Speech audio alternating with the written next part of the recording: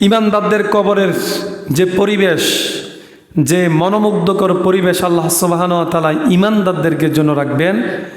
ইমানদারদের কবরটা হবে রাউযাতুম মির রিয়াজিল জান্নাহ। সুবহানাল্লাহ বলেন না? একজন ইমানদার যে ইমান নিয়ে কবর যেতে পারবে তার কবরটা হবে জান্নাতের একটা টুকরা। সুবহানাল্লাহ বলেন। একদম জান্নাতের প্রত্যেকটা নাজ নিয়ামত, জান্নাতি পরিবেশ, জান্নাতি আবহাওয়া, জান্নাতি সিনারি, জান্নাতি আরামায়েশ, সব কিছু যে ইমানদার ইমান নিয়ে মারা যাবে তার জন্য আল্লাহ সুবহানাহু ওয়া তাআলা আপনার গ্রামের ওই গোরস্থানের কবরের 3-3.5 হাত মাটির নিচে গেছেন। সুবহানাল্লাহ না? এই মনোমুগ্ধকর পরিবেশ আল্লাহ সুবহানাহু ওয়া তাআলা জান্নাতি মানুষের জন্য রাখবেন। যে ব্যক্তি জান্নাতি মানুষ, আল্লাহ সুবহানাহু ওয়া তাআলার ফেরেশতারা যখন তার জান কবজ করতে আসে সর্বপ্রথম এসেই ওই ইমানদার ব্যক্তিকে সালাম দেয়। সুবহানাল্লাহ না? আর ফেরেশতা যদি আইসা আপনারা সালাম দেয়, আপনার মর্তবা কম না বেশি? কথা বলেন না? একজন আল্লাহর ফেরেশতা যদি, নিষ্পাপ ফেরেশতা যদি আপনাকে এসে সালাম দেয়, তাহলে আপনার অবস্থান, আপনার সম্মান আল্লাহর কাছে কম না বেশি? অবশ্যই বেশি। তারপরে জান্নাতি লোক, যে ব্যক্তি মৃত্যুর শয্যায় চলে গেছে, ওই ব্যক্তি যখন মুমূর্ষু অবস্থায়, ওই ব্যক্তি মরার আগে আগে জান্নাতের সুঘ্রাণ তার নাকের ভিতরে আসে। সুবহানাল্লাহ। ওই ব্যক্তিকে মৃত্যুর ফেরেশতারা এসে জান্নাতের সুবাস যখন তার নাকের ভিতরে সে পায়, তখন মৃত্যু ফেরেশতারা ওই আল্লাহর বান্দাকে, আল্লাহর প্রিয় বান্দাকে বলে, ও আল্লাহর বান্দা, এখন তো একটু বড় তোমাকে আমরা নিয়ে যাব, তোমাকে আমরা সবচাইতে ফাকাদ ফাজা ফাওজান আযীমা, সবচাইতে মহা পুরস্কারের ঘোষণা দিলাম, আল্লাহ তোমার নামটা জান্নাতি কাতারে লিখে দিয়েছে। তাহলে খারাপ মানুষ হয়ে মরবেন নাকি ভালো মানুষ হয়ে? কথা বলেন না? ইমানদার হয়ে মরবেন নাকি বেঈমান হয়ে? ইমানদার না হয়ে যদি মরেন, তাহলে বিপদের নাম আফদ, আফদের নাম বিপদ। এই বিপদের কোনো কুল কিনারা খুঁজে পাবেন? কোনো কুল কিনারা খুঁজে পাবেন না। আবু হুরায়রা রাদিয়াল্লাহু তাআলা আনহু বলছেন, ইন্নাল মুমিনা ফিল কবরি লাফি রাউদাতিন খুদরা। একজন ইমানদার মুমিন, যে ব্যক্তি কবরে যখন তাকে রাখা হবে, তার কবরটা জান্নাতের সবুজ বাগানে পরিণত হবে। সুবহানাল্লাহ। তারপরে ফায়ুরাহহাবু লাহু কবরাহু 70 যারাআন। সুবহানাল্লাহ বলেন না? যখন ওই ইমানদারের কবরটাকে আল্লাহ সুবহানাহু ওয়া তাআলা জান্নাতে একটি সবুজ বাগান হিসাবে পরিণত করবেন, সাথে সাথে তার কবরটাকে 70 হাত প্রশস্ত করে দিবেন। সুবহানাল্লাহ করেন না? 70 হাত মাপলে মিয়া কাছে হইব অনেক দূর। একজন ব্যক্তির জন্য শুরুতে কবর রাখছে, আর রাখার সাথে সাথে যদি তার কবরটা সে দেখে যে 70 হাত প্রশস্ত হয়ে গেছে, তার কাছে ভালো লাগবে না খারাপ লাগবে? সুবহানাল্লাহ বলেন না? তারপরে রাসূলুল্লাহ সাল্লাল্লাহু আলাইহি সাল্লাম বলছেন, ওয়া ইউনাওয়ারু লাহু কাল কামারি লাইলাতাল বাদারি। সুবহানাল্লাহ বলেন না? যখন তাকে কবর রাখবে, রাখার পরে তার কবরটা হবে জান্নাতের একটি সবুজ বাগান। তারপরে তার কবরটা হয়ে যাবে 70 হাত প্রশস্ত। তারপরে রাসূলুল্লাহ সাল্লাল্লাহু আলাইহি সাল্লাম বলছেন, পূর্ণিমা চাঁদ উঠলে যেভাবে রাত্রের নিশীথে আর অন্ধকার দেখা যায় না, যেভাবে স্পষ্ট রাত না দিন বোঝা যায় না, চাঁদের যখন 14 তারিখ থাকে সব কিছু ক্লিয়ার দেখা যায়, তেমনিভাবে একজন ইমানদারের কবরটাকে এত আলোয় আলোকিত করবে যেন পূর্ণিমা চাঁদ তার কবরের ভিতরে যাবে। সুবহানাল্লাহ বলেন না? তাহলে ওই জান্নাতে যাওয়া দরকার আছে না নাই? আছে না নাই? ওই জান্নাতে যাওয়ার দরকার আছে। সহিহ আত-তারগীব 3552 নম্বর হাদিস। এই হাদিসটি আবু হুরায়রা রাদিয়াল্লাহু তাআলা বর্ণনা করেছেন। তাহলে বোঝা গেল একজন ইমানদার যে ইমান দিয়ে দুনিয়া থেকে যাবে, তার জন্য আল্লাহ সুবহানাহু ওয়া তাআলা কবরের ভিতরে যে স্পেশাল বিষয়গুলো রাখছেন, শুধু কবরের নাজ নেয়ামত যদি সে ভোগ করে, জান্নাত তো আছেই, কবরেই যখন ভোগ করা শুরু হবে। আজকে মারা গেলে যখন এই নাজ নিয়ামতগুলো আপনি পেয়ে যাবেন, কোন দিন হইব কিয়ামত, ওই কিয়ামতের আগ পর্যন্ত এভাবে নাজ নিয়ামত খাইতেই থাকবেন, খাইতেই থাকবেন। আর যারা স্পেশাল জান্নাতি, ওদেরকে আল্লাহর বুঝে বুঝে ভালো লাগলে আল্লাহ হাসনের ময়দানে উঠাবে না। বাইপাস করে দেখেন না, আমাদের শহরের ভিতরে বাইপাস থাকে, ওই বাইপাসে কি করে যে রোডে যখন জাম লাগে বাইপাসে গাড়ি ঘুরে চলে যায়, জ্যামের রাস্তা দিয়ে গাড়ি চলে না। আরে হাসরের ময়দানে যখন লাখ লাখ কোটি কোটি মানুষকে যখন আল্লাহ উঠাইব, যখন দেখবে আমার এই বান্দাটা স্পেশাল, ওরে তো আর জ্যামের রোড দিয়ে নেওয়া দরকার নাই, আমার বান্দাকে আমি পছন্দ করি, বাইপাস দিয়ে হাসর নশর সব বাদ, বিনা হিসেবে জান্নাত। সুবহানাল্লাহ না? তাইলে জান্নাতে দেওয়া দরকার আছে না নাই? আল্লাহর খুশি যখন, আল্লাহ যখন আমার উপর খুশি হয়ে যাবে, তখন আল্লাহ ওই হিসাব নিকাশের দিকে তাকাইব না, বাইপাস করে আমাকে আপনাকে জান্নাতে পৌঁছায় দিবেন। সুবহানাল্লাহ বলি। প্রিয় ভাইয়ের আমার, আবু হুরায়রা রাদিয়াল্লাহু তাআলা আনহু আরেকটা হাদিস বর্ণনা করছেন যে মুনকার নাকির যখন কবরের ভিতরে আপনাকে প্রশ্ন করবে, যখন আপনি প্রশ্নগুলো জবাব দিয়ে দিবেন, জবাব দেওয়ার পরে রাসূলুল্লাহ সাল্লাল্লাহু আলাইহি সাল্লাম, তিরমিজি শরীফের হাদিস, রাসূল বলছেন কবরের ভিতরে যখন আমার উম্মত ফেরেশতাদের প্রশ্নের জবাবগুলো দিয়ে ফেলবে, তখন রাসূল সাল্লাল্লাহু আলাইহি সাল্লাম বলছেন ফেরেশতারা বলবে নামকা নাউমির আলুস, ও আল্লাহর বান্দা, দুনিয়াতে কি খাইছো না খাইছো, কোথায় ছিলা না ছিলা, কিভাবে ছিলা না ছিলা, আজকে তুমি বাসর ঘরে দুলা যেভাবে ঘুমায় তুমি আজকে সেভাবে ঘুমিয়ে পড়ো। সুবহানাল্লাহ। একজন ব্যক্তি যখন কবরে আল্লাহ রাব্বুল আলামিন ব্যক্তিটাকে যখন শোয়াবে, ফেরেশতারা আয়েশা যখন প্রশ্ন করবে, আল্লাহর ফেরেশতারা আয়েশা যখন বলবে নামকা নাউমিল আরুস, আপনার এই গ্রামে যদি কেউ নতুন বিবাহ করে, সে যখন শ্বশুর বাড়িতে যাবে, হোক সে একটা রিক্সার ড্রাইভার, হোক সে একজন ভ্যান চালক, যখন সে শ্বশুর বাড়িতে যাবে বিয়ের দিন, তার চাইতে গুরুত্বপূর্ণ কোনো ব্যক্তি আর ওই বাড়িতে, ওই গ্রামে ওই দিন আর নাই। কথা বলেন ঠিক কিনা? যে বিবাহ করছে আজকের দিনের জন্য, সে রিক্সাওয়ালা হইতে পারে, সে ঠেলাওয়ালা হইতে পারে, ভ্যান চালক হইতে পারে, ওর মতো স্পেশাল লোক এই গ্রামে আজকের দিনের জন্য আর কেউ নাই, কারণ সে দুলা হয়ে আমার গ্রামে আসছে। এখন ওই ব্যক্তির যেরকম সম্মান, ঠিক একইভাবে দুলা যখন, স্বামী স্ত্রী যখন নিরালায় এক কক্ষে যাবে, ওই দিন বাহির থেকে অন্য অন্য আত্মীয় স্বজন বলে জামাই এবং আমাদের মেয়ে আজকে ঘরে আছে, এখানে ডিস্টার্ব করিও না। নতুন বিবাহ হয়েছে, ওরা বাসর ঘরে আছে, ওখানে ডিস্টার্ব করা যাবে না। সে যাই হোক, হতে পারে সে কম রুজিওয়ালা মানুষ, স্বাভাবিক মানুষ, তাকে কেউ ডিস্টার্ব করবে না। ঠিক একইভাবে হাদিসের রেফারেন্স দেখেন, আল্লাহ রাসূলের কি দার্শনিকপূর্ণ কথা। রাসূল বলছেন নামকা নাউমিল আরুস, যেভাবে একজন বাসর ঘরে দুলা ঘুমায় তাকে যেরকম ডিস্টার্ব করা হয় না, যে ব্যক্তি প্রশ্নের উত্তরগুলো দিয়ে ফেলবে আল্লাহ সুবহানাহু ওয়া তাআলা তাকে যেভাবে ঘুম লাগাই দিবেন, তাকেও ফেরেশতারা বলবে তুমি ঘুমাইয়া যাও, কিয়ামত পর্যন্ত তোমাকে আর কেউ ডিস্টার্ব করবে না। সুবহানাল্লাহ। তাহলে ওই জান্নাতে যাওয়া দরকার আছে না নাই? আছে না নাই? প্রিয় ভাইয়ের আমার, আল্লাহ রাসূল এক সুন্দর একটি হাদিস, মুনকার নাকিরের প্রশ্নের জবাবের পরে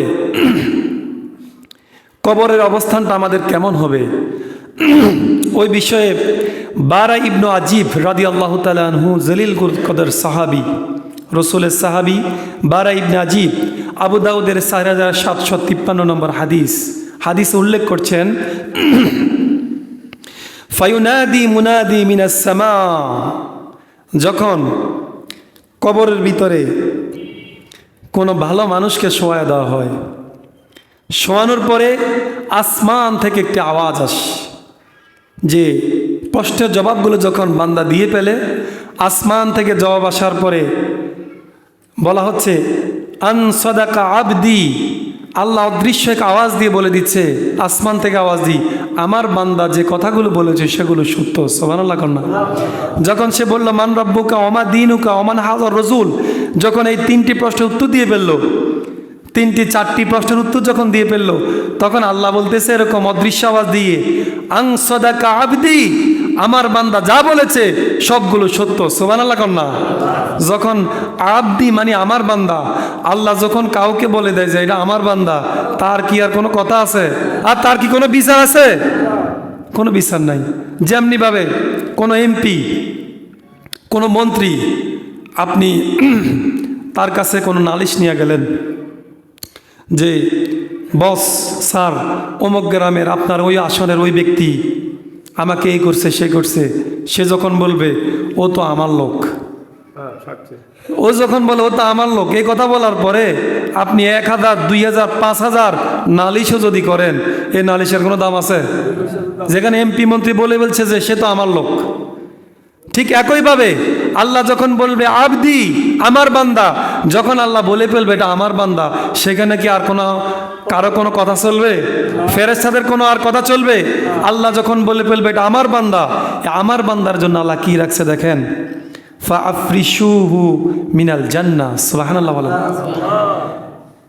যখন কবরের ভিতরে বান্দাকে রাখা হলো, আল্লাহ সুবহানাহু ওয়া তাআলা যখন বললেন আমার বান্দা যা বলেছে, আমার বান্দার কথাগুলো সত্য, তখন আল্লাহ রাসূল বলছেন ফাআফরিশু মিনাল জান্নাহ, ওই বান্দার জন্য, আমার ওই উম্মতের জন্য আল্লাহ সুবহানাহু ওয়া তাআলা ফেরেশতাদেরকে অদৃশ্যভাবে ঘোষণা করে দিচ্ছে, আমার এই বান্দা দুনিয়াতে কোথায় ছিল না ছিল, আমার বান্দার জন্য জান্নাতি একটি বিছানা বিছায়া দাও, আমার বান্দাকে জান্নাতি বিছানায় শোয়া দাও।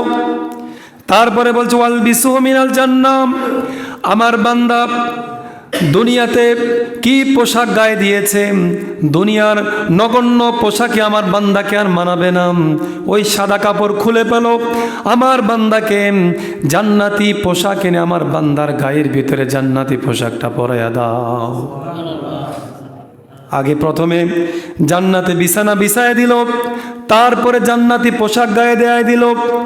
ওয়াফতাহু লাহু বাবুল ইলাল জান্নাহ, তারপরে বলা হচ্ছে জান্নাতি বিছানা, জান্নাতি পোশাক গায়ে দেয়া ক্ষান্ত করেননি, বরং বলেছেন আমার বান্দার জন্য জান্নাতের দরজাটা কবরের সাথে খুলে দাও। যখন জান্নাতের দরজা যখন কবরের সাথে খুলে দিল, তারপরে রাসূল বলছেন ফায়াতিহি মিন রাউহিহা ওয়া তিবিহা, তারপরে রাসূল সাল্লাল্লাহু আলাইহি সাল্লাম বলছেন আল্লাহ তখন বলবেন আমার বান্দাকে তোমরা জান্নাতের দরজা যখন খোলাই দিছ, জান্নাতের হাওয়া এবং সুঘ্রাণ আমার বান্দার কবরের ভিতরে ডেলিভারি করতে থাকো। সুবহানাল্লাহ। ওয়া ইফতাহু লাহু ফিহা মাদ্দাল বাসারিহি, এবং আমার এই বান্দা কবরের ভিতরের চারদিকে যেদিকে তাকাক না কেন, যেদিকে তাকায় সে খালি চোখে যতটুকু দেখতে পায় অতটুকু পরিমাণ আমার এই বান্দার কবরটাকে প্রশস্ত করে দাও। এটা জোরে বলুন না সুবহানাল্লাহ। আরে ভাই, আমরা এখান থেকে তাকাইলে ওই কোটি কোটি মাইল দূরে চন্দ্র সূর্য দেখতে পাই। এখন আল্লাহ রাসূল বলছেন যে ব্যক্তি কবরের ভিতরে থেকে ঠিক দুনিয়াতে যেভাবে তাকালে সে যতটুক দেখতে পায়, কবরের ভিতরে যখন চলে যাবেন, আপনি যখন জান্নাতি মানুষ হবেন, দুনিয়ার চর্মচক্ষে যতটুক দেখেন আর জান্নাতির চোখে কি তার চেয়ে কম দেখবেন না বেশি দেখবেন? কথা কয় না কা, কম না বেশি? ওই জান্নাতি চোখ দিয়ে যখন আপনি কবরের চারদিকে তাকাবেন, ওই চোখ দিয়ে আপনি যতদূর দেখবেন আপনার জান্নাতের ওয়েট, আপনার কবরের ওয়েটনেস তত বেশি বৃদ্ধি পাবে। সুবহানাল্লাহ বলেন। তার মানে এক বিশাল এক জান্নাত, এটা আমার মাথায় ধরতেছে না। আপনি যখন কবরে যাই জান্নাতে চলে যাবেন, আপনার মাথায় ধরবে না হায় রে কি দিল আল্লাহ, এটা কত বড় এক জান্নাতের মালিক হয়ে যাবেন, কবরটা কত বিশাল প্রশস্ত হয়ে যাবে। সেটা শুধুই কি ওই আল্লাহ রাসূলের সাহাবীদের জন্য, নাকি আমরাও পাওয়ার সম্ভাবনা আছে?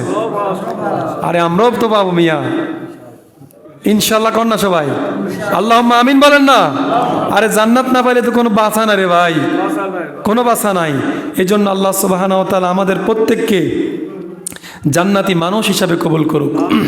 প্রিয় ভাইয়ের আমার, আবু হুরায়রা রাদিয়াল্লাহু তাআলা আনহু আরেকটা হাদিস বর্ণনা করছেন। ওই হাদিসে মুমিন ব্যক্তিকে যখন কবরে রাখা হবে, মুমিন ব্যক্তিকে কবরে রাখার পরে তার মাথার কাছে নামাজ এসে যখন আযাবের ফেরেশতারা আসতে চাইবে, তাকে অ্যাটাক করতে চাইবে, তখন নামাজ এসে বলবে স্টপ। এই আল্লাহর গোলাম দুনিয়াতে নামাজের সাথে এত বেশি সম্পর্ক ছিল, তার কপালটা আল্লাহর জমিনে এত বেশি ঠেকাইছে, তুমি এই মাথার পাশ দিয়া কোনোভাবেই আযাব দেওয়ার সুযোগ নাই, নামাজ এসে দাঁড়াই যাবে। সুবহানাল্লাহ না? তারপরে ডান দিক থেকে যখন আযাবের ফেরেশতারা আসতে চাইবে, তখন ডান দিকে থাকবে হচ্ছে রোজা। রোজা এসে বলবে স্টপ, আল্লাহর বান্দা দুনিয়াতে এত বেশি রোজা রাখছে, কোনো ফরজ রোজা তো ছাড়েই নাই, বরং নফল রোজাও রাখছে। আমি রোজা আয়সা ওই বান্দার জন্য ডাল স্বরূপ হিসেবে দাঁড়াই গেলাম, ডান দিক থেকে আমার আল্লাহর বান্দাকে আযাব দেওয়ার কোনো সুযোগ নাই। সুবহানাল্লাহ না? বাম দিক থেকে যখন আযাবের ফেরেশতারা আসতে চাইবে, বাম দিকে যাকাত এসে দাঁড়িয়ে যাবে। যাকাত এসে দাঁড়িয়ে বলবে, আল্লাহর বান্দা যখনই যাকাতের সময় হতো তার যতগুলো সম্পদ ছিল পুঙ্খানুপুঙ্খানুভাবে সে যাকাত দেওয়ার চেষ্টা করেছে, কোনোভাবেই বাম দিক থেকে তাকে অ্যাটাক করার সুযোগ নাই, আমি যাকাত এসে দাঁড়িয়ে যাব। সুবহানাল্লাহ। তারপরে মানে মাথার দিক দিয়েও বাদ গেল, ডানও বাদ বামেও বাদ, বাকি আছে কোন দিকে? পায়ের দিক। তো পায়ের দিকে চলে আসলে আবার ধরা না, এখন পায়ের দিকটাও তো বাঁচাইতে হইব। তখন আপনি যে দুনিয়াতে দান সাদাকা করেন, দুনিয়া যেতে মানুষের উপকার করেন, হঠাৎ করে দান সাদাকা এসে দাঁড়িয়ে যাবে, এসে বলবো 3 দিক তো ব্লক হয়ে গেল, এই পায়ের পাশ দিয়ে এসেও অ্যাটাক করার সুযোগ নাই। এই আল্লাহর বান্দা দুনিয়াতে 2 টাকা 5 টাকা 10 টাকা গরিব দুঃখী মানুষকে সাদাকা করত, মানুষের উপকার করত, আত্মীয়তার হক দিত, আত্মীয়তার সাথে সুস্থ আচরণ করত, প্রতিবেশীদের সাথে ভালো আচরণ করত। এই পায়ের দিক দিয়া আল্লাহর বান্দাকে অ্যাটাক করার কোনো সুযোগ নাই, আমি সাদাকা এসে দাঁড়িয়ে গেলাম। সুবহানাল্লাহ। মাথার দিকেও পারলো না, ডান দিকেও পারলো না, বাম দিকেও পারলো না, পায়ের দিকেও পারলো না, তাহলে এই মানুষটা কি বেঁচে গেল নাকি ধরা খাওয়ার সম্ভাবনা আছে? সুবহানাল্লাহ না? তাহলে আল্লাহ সুবহানাহু ওয়া তাআলা আমাকে আপনাকে বাঁচানোর জন্য কত ধরনের সিস্টেম ফলো করে রাখছেন। মাথার দিক, ডান দিক, বাম দিক, পায়ের দিক, অর্থাৎ আল্লাহর আযাব এবং গজব আপনাকে কোনোভাবেই অ্যাটাক করতে পারবে না যদি আমি আপনি জান্নাতি মানুষ হিসাবে নিজের জীবনটাকে গঠন করি। কথা বলুন ঠিক কিনা? কোনোভাবে অ্যাটাক করতে পারবে না। প্রিয় ভাইয়েরা আমার, তাহলে কথা শেষ করে দিচ্ছি জান্নাতের আলোচনা, যে একজন ইমানদারের মনোমুগ্ধকর পরিবেশ হবে তার কবর, কবরটাই হবে তার জান্নাত। জান্নাতে বিছানা থাকবে, জান্নাতি লেবাস থাকবে, জান্নাতের সাথে তার দরজা খুলে দেবে, জান্নাতি হাওয়া, আবহাওয়া, খাবার, সুঘ্রাণ তার কবরে চলে আসবে। এটা বেশি দূরে নয়, আপনাদের রাঙ্গামাটিয়া গ্রামে 3.5 হাত মাটির নিচেই এই জান্নাত অবস্থিত, যদি জান্নাতি কাজ করে যেতে পারেন।